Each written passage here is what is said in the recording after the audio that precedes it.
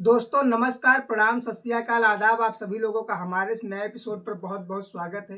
उम्मीद है पूरी फैमिली अच्छी होगी, आप अपना और अपनी फैमिली का अच्छी तरह से ख्याल रख रहे होंगे।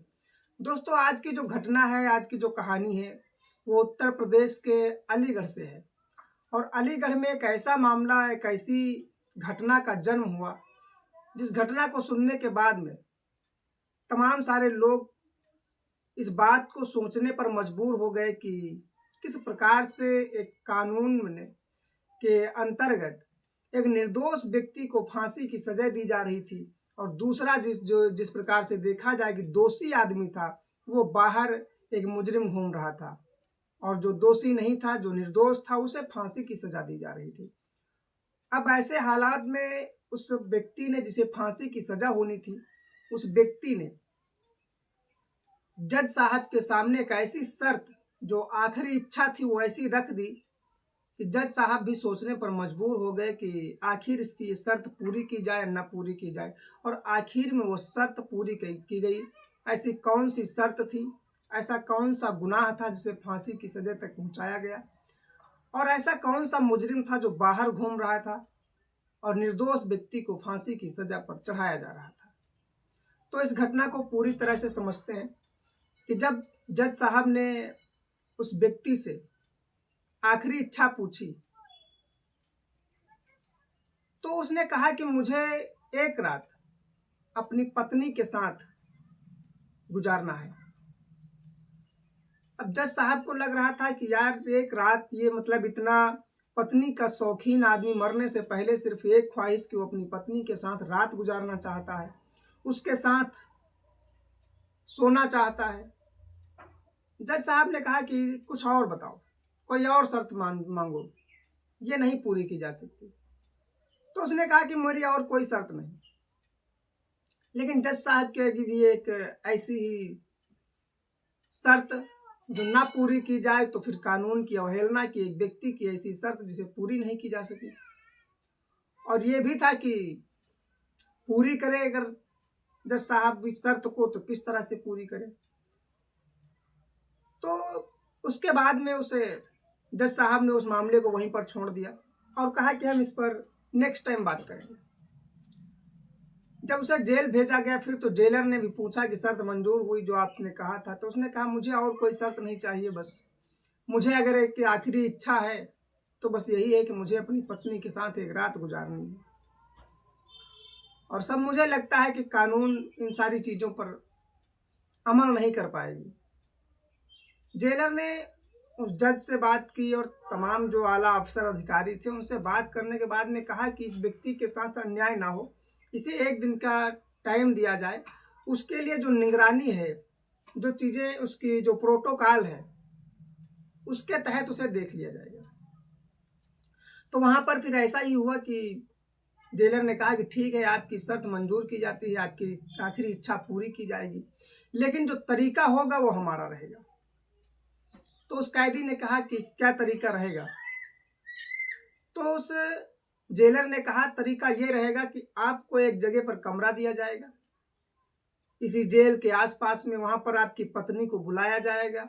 बुलाया जाने के बाद में आपकी और आपकी पत्नी की रात 9 बजे एंट्री होगी उस कमरे के अंदर, और उसके बाद में सुबह 5 बजे आपको वहां से निकलना होगा। और इस बीच में कमरे के अंदर सीसीटीवी कैमरा जरूर फिट किए जाएंगे, ताकि आपके बारे में सब कुछ हमें दिखाई दे और हम सब कुछ देख सके, ताकि किसी के साथ कोई हरकत या कोई घटना न होने पाए। तो उसने शर्त मान ली, क्योंकि शर्त इसलिए उसने मान ली कि उसको अपनी पत्नी के साथ कुछ करना नहीं था, बस अपनी पत्नी के साथ एक बार उसे बात करना था और दिल खोल के उसको अपनी बात बतानी थी। तो यह हुआ, तय हुआ, और फिर तय होने के बाद में सही समय से फिर रात के 9 बजे यह फांसी की सजा इसकी जो थी वो 31 जुलाई 2017 को तय की गई थी। लेकिन ये जो आखिरी इच्छा थी, जो शर्त थी, ये 27 तारीख की रात की थी, 27 जुलाई 2017 की। उस शर्त को फॉलो किया गया, उसको प्रोटोकॉल जो था उसका उस तरह से सब कुछ निपटाया गया।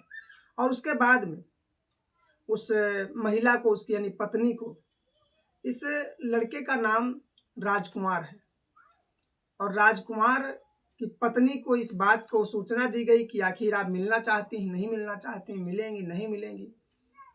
तो उसकी पत्नी की तरफ से भी जवाब आता है कि बिल्कुल मिलना चाहती हूँ, अगर मेरा पति चाहता है तो मैं उसके साथ एक रात गुजारना चाहती हूँ। अब इन सारी चीज़ों में तमाम प्रकार की जेलर को या जज साहब को डर है कि कहीं आवेश में आकर के कोई ऐसी संदिग्ध अवस्था में संवेदनशील स्थिति बन जाए और अपनी पत्नी को मार दे या पत्नी उसे मार दे। तो इसलिए वो सारी चीज़ें फिर कानून के अंडर में कानून के लिए लताड़ना हो जाएगा। तो जो भी सिस्टम था उस सिस्टम के तहत उसे अंदर ला गया। अंदर लाने जाने के बाद में कमरे में रात 9 बजे भेजा गया। उसके बाद जितनी भी प्रक्रियाएं थी वो सीसीटीवी कैमरा लगाना कमरे के अंदर, ये वो सब कुछ पूरा हो गया और उन्हें अंदर कर दिया गया। पत्नी पहले आ चुकी थी और पति जो होता है राजकुमार वो बाद में जाता है। उससे पहले एक जगह पर उन सारे सीसीटीवी के कनेक्शन कर दिए गए थोड़ी दूर पर। वहाँ पर कुछ जेलर समेत 2-3 अफसर जो और भी थे वो उनकी सारी हरकतों पर नज़र रख रहे थे सीसीटीवी कैमरा के द्वारा। तो अब उसकी जो सीसीटीवी में जो रिकॉर्ड हो रहा था वो ये था कि ऐसी रिकॉर्डिंग कि जिससे सभी लोग रो रहे थे, सभी की आंखें नम थीं और सबकी आंखों में आंसू थे। अब वो कौन सी घटना थी उसे मैं बताता हूँ। जैसे ही पति अंदर प्रवेश करता है, पत्नी देखती है और देखने के बाद में रोने लगती है, क्योंकि जानती है कि 2 दिन के बाद में फांसी की सजा पर लटकने वाला है, झूलने वाला है पति। वो आपस में देखने के बाद में दोनों के दोनों लोग बहुत ही गंभीर आंसुओं से रोने लगते हैं। अब रो रहे थे जिस वक्त सबको थोड़ा कठिन लग रहा था, सभी को रुलाई आ रही थी, आंखों में आंसू आ गए, आंखें नम थी सबकी। और फिर यह हुआ कि उस रिकॉर्डिंग के तहत उस पति ने अपनी पत्नी से कहा कि परिवार ठीक है, बच्चे ठीक है, सब कुछ ठीक है। तो पत्नी ने कहा कि सब कुछ ठीक है। और इन सब बातों के साथ साथ वो थोड़ी देर आपस में बातें करते हैं। बातें करने के बाद में वो जो पत्नी है उसके पूछती है कि आखिर ये बताओ, एक समय नहीं मिला आज तक जो पूछ पाऊँ तुमसे, क्या तुमने सच में रुचि का कत्ल किया था? रुचि के कत्ल के इल्जाम में ये जेल जा रहा था और जेल जाने के बाद में फांसी की सजा हुई थी, लेकिन रुचि का कत्ल इसने नहीं किया था। इसने कहा कि मैं कंपनी में, एक कंपनी जो इधर आपका कनाडा की तरफ कंपनी और कंपनी में काम करते थे दोनों लोग, और वहाँ पर इनकी थोड़ी थोड़ी दोस्ती हो गई, दोस्ती गहरी हो गई। और दोस्ती में इन लोगों के आपस में एक दूसरे के कमरे पर जाने के भी रास्ते खुल चुके थे, इतनी दोस्ती थी। तो उस रात ये 2012 के 13 के आसपास जो है वो रुचि इनके कमरे पर आई थी। और रुचि जब कमरे पर आई थी तो वहाँ पर रुचि कमरे पर बैठ गई थोड़ी देर के लिए। और ये जो राजकुमार थे ये सामान लेने चले गए, यानी चाय बिस्किट पर जो भी व्यवस्था करनी थी वो करने लगे। लेकिन उस जब वापस आते हैं लगभग 45 मिनट के बाद, तो रुचि घर के अंदर पड़ी थी। और जब देखा कि पड़ी है तो उसने उसे उठाने जगाने की कोशिश की, पर कोई कुछ भी हासिल नहीं हुआ, क्योंकि बाद में तमाम सारे लोग इकट्ठा हुए। देखा जब चिल्लाहट आवाज़ें आई, जब चीखा ये राजकुमार, तो पता लगा कि रुचि की मौत हो गई। फिर पुलिस आई और पुलिस आने के बाद में सारी प्रक्रियाएं हुई और हाथ लगाया पूरी तरह से राजकुमार ने था, इसलिए फिंगरप्रिंट वगैरह जो भी था, 2 लोगों के फिंगरप्रिंट मिलते हैं वहां पर। लेकिन अब दूसरा आदमी कौन था, किसके फिंगर्स लिए जाए? आसपास जो लोग थे, पड़ोसी जो थे, उन सबके फिंगर्स लिए गए, लेकिन कोई फायदा नहीं हुआ। लेकिन कुछ समय के बाद में पता लगता है कि कोई दोषी दूसरा था।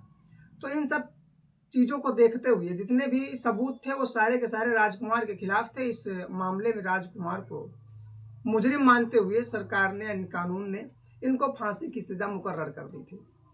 लेकिन जब ये सारी चीज़ें अपनी पत्नी से बताया कि मैंने उससे मारा नहीं, उसको मारने वाला कोई दूसरा है, हमने कभी मारा नहीं उसे, और मुझे उसके जो मौत के बारे में मुझे जेल हो रही, मैं उस जेल से मुझे कोई दिक्कत नहीं, पर मुझे अब भी अफसोस है कि रुचि मेरे कमरे पर आई और रुचि की जान हमारे पास चली गई। हमारे कमरे में चली गई। और रुचि बहुत अच्छी थी, उसे मारने वाला कोई दूसरा है। इस बात को मैं किसी से बता नहीं पा रहा हूँ। मेरे मन में सिर्फ ये है कि हो सकता है आखिर अगर उसकी गला घोंट करके मौत हुई है तो कोई दूसरा दोषी है, उसे मैं जानता हूँ, लेकिन सच है या झूठ है ऐसा कुछ पता नहीं है।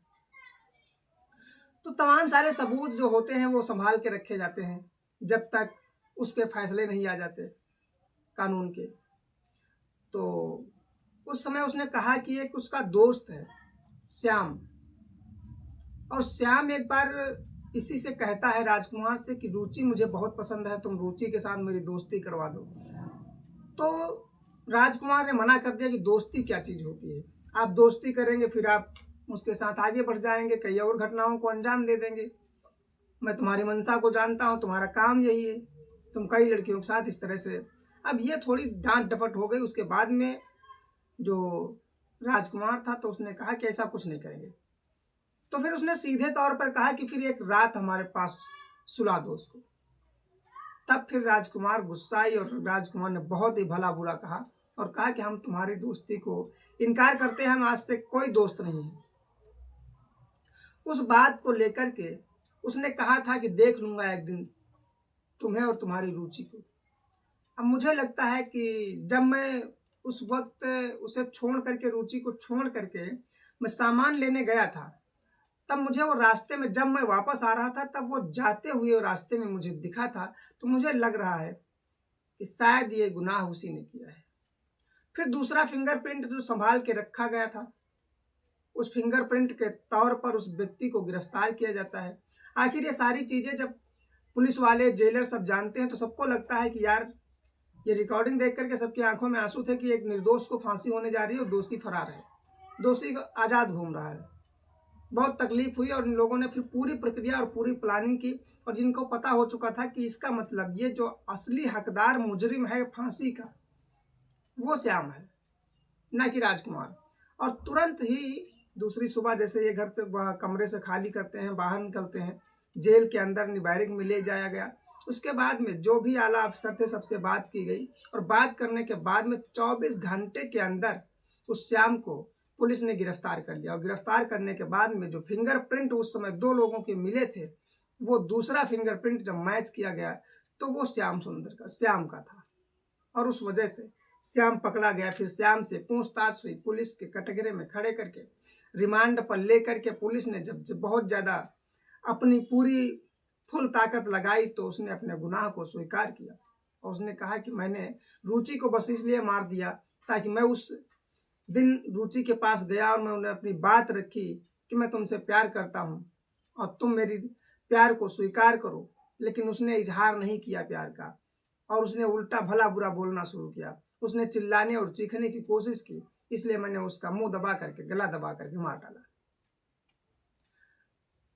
24 घंटे के अंदर सारी प्रक्रियाएं पूरी करने के बाद में उस राजकुमार को छोड़ दिया गया, बरी किया गया, और सारी प्रक्रिया पूरी होने के बाद में श्याम को उस फांसी के तख्ते पर तब तक लटकाए रखा गया जब तक श्याम की अंतिम सांस नहीं निकल गई। अब यह था कि अगर वो अपनी पत्नी के साथ एक रात गुजारने की बात न करता तो ना इतनी व्यवस्थाएं होती और ना इन सारी चीज़ों का खुलासा होता और एक निर्दोष को फांसी हो जाती। तो उस जेलर ने और जज ने जो निर्णय लिया था राजकुमार के साथ में, कमेंट में बताइएगा आप लोग कि कैसा निर्णय था, सही था, गलत था, और आखिर इस घटना में जो हुआ वो सही है या गलत है। आप कमेंट में अपनी राय जरूर बताइएगा। वीडियो अच्छा लगा हो तो लाइक कर दीजिएगा। मिलते हैं कल रात 9 बजे एक नए एपिसोड में। तब तक के लिए नमस्कार, धन्यवाद, जय हिंद।